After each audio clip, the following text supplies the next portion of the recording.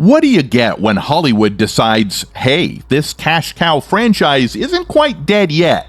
Let's give it one more unnecessary sequel. A steaming pile of cinematic disaster, that's what. Welcome to the list of the top 10 worst movies from popular franchises, where we're diving deep into the dumpster fire of decisions that almost made us swear off our favorite film series. But hey, we keep coming back, like a dog to its vomit. I'm Mike, and let's get this roast going. Number 10, Thor: The Dark World, 2013. First up, we've got Thor: The Dark World, because every superhero needs a low point, right? Imagine all the fun and charm of the first Thor movie, then drain all the color, fun, and personality out of it. That's The Dark World in a nutshell. Sure, we've got more Loki, which was cool, but the rest? Yawn. Malekith, the villain, was about as exciting as watching paint dry. If the paint was dark, brooding, and had zero charisma, this movie was so forgettable that even the Infinity Stone featured in it had to be re-explained in later films because no one remembered it was even there.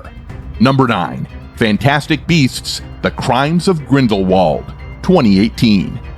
Fantastic Beasts promised us a magical adventure into a new corner of the wizarding world. What we got with The Crimes of Grindelwald was a convoluted mess that felt like it was written with a spell to make sure nothing made sense. Johnny Depp as Grindelwald was great, but the plot? Not so much.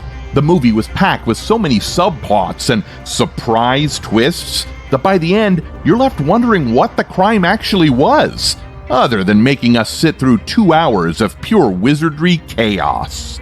Number 8, The Amazing Spider-Man 2, 2014. Coming in at number 8, we've got The Amazing Spider-Man 2, or as I like to call it, The Amazing Spider-Man Too Many Villains, Too Little Plot. This movie had everything: Electro, Green Goblin, and even a bit of Rhino, because who doesn't love a rushed villain introduction in the last 5 minutes? Andrew Garfield did its best to web-sling through the mess, but even he couldn't save this sequel from its tangled storyline and cringeworthy dialogue. Number 7, Jurassic Park 3, 2001. Jurassic Park 3 is the movie that made us ask, did we really need to come back to the island? Spoiler, no, we didn't. The plot revolves around a kid getting stranded on Isla Sorna, because what could possibly go wrong with that? Enter Dr. Alan Grant, dragged back into the dino drama against his will and ours. This movie had a new dinosaur, the Spinosaurus, because why not make a bigger, badder dino that's apparently immune to common sense? But it lacked the wonder and terror of the original.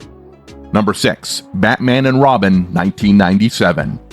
Ah, Batman and Robin, the film that nearly froze the entire Batman franchise to death. Remember when Batman movies were dark, gritty, and full of depth? Yeah, this movie doesn't either. George Clooney's Batman had all the charisma of a brick wall. And don't even get me started on those bat nipples. Arnold Schwarzenegger's Mr. Freeze was a walking, pun-spouting disaster, while Uma Thurman's Poison Ivy was so campy she could have pitched a tent in Gotham. Number 5, Indiana Jones and the Dial of Destiny, 2023. Indiana Jones and the Dial of Destiny, more like the dial of why are we still doing this? Look, we all love Harrison Ford, but even he looked like he wanted to be anywhere else but this movie. After the Crystal Skull fiasco, we didn't think it could get worse, but Dial of Destiny said, hold my fedora. The plot is a jumbled mess of time travel nonsense, a dial that nobody cares about, and villains who are as forgettable as the film will be in a year. Number 4, Halloween Resurrection, 2002. Halloween Resurrection is what happens when you let the internet decide how to reboot a horror icon. Literally. In this disaster, Michael Myers goes from stalking babysitters to participating in a reality TV show? Yeah, you heard that right. Because when I think of an unstoppable force of pure evil, I definitely think of Busta Rhymes roundhouse kicking him in the face. The movie's concept is more laughable than scary, and it's the cinematic equivalent of leaving the lights on during a horror movie marathon. Completely kills the vibe. Number 3, The Hobbit, The Battle of the Five Armies, 2014. The Hobbit trilogy started as a charming prelude to The Lord of the Rings and ended as a bloated CGI extravaganza that made us wish Bilbo had just stayed home. The Battle of the Five Armies is the cinematic definition of too much of a good thing. What should have been a thrilling conclusion felt more like an extended video game cutscene with endless battles, over-the-top effects, and a dragon that was dealt with in the first 10 minutes. This movie stretched a 300-page book into 3 epic-length films, proving once and for all that you can, in fact, have too much Tolkien.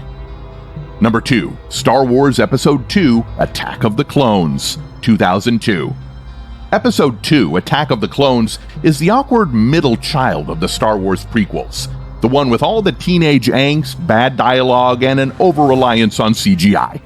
This movie gave us Sand Complaints, one of the most cringeworthy romances in cinema history, and a plot that moves slower than a bantha on a hot day.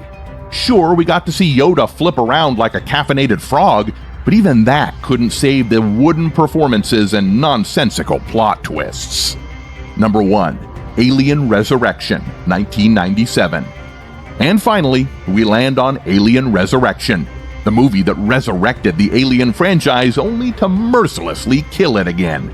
Ripley's back, but this time she's a weird clone with alien DNA, because that's exactly what we wanted, right? The plot is an unholy mess of bad ideas thrown into a blender and served up as something resembling a movie? The xenomorphs are reduced to cheap jump scares, the dialogue is painful, and the less said about that human-alien hybrid monstrosity, the better. Even Sigourney Weaver couldn't save this one. It's the cinematic equivalent of waking up from a nightmare and realizing you're still trapped in it.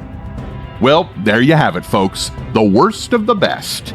These movies took everything we loved about their franchises, turned it upside down, shook it up, and then dropped it on the floor. But hey, we've all got that one franchise we can't quit, no matter how bad the sequels get. What's your least favorite movie from your favorite series?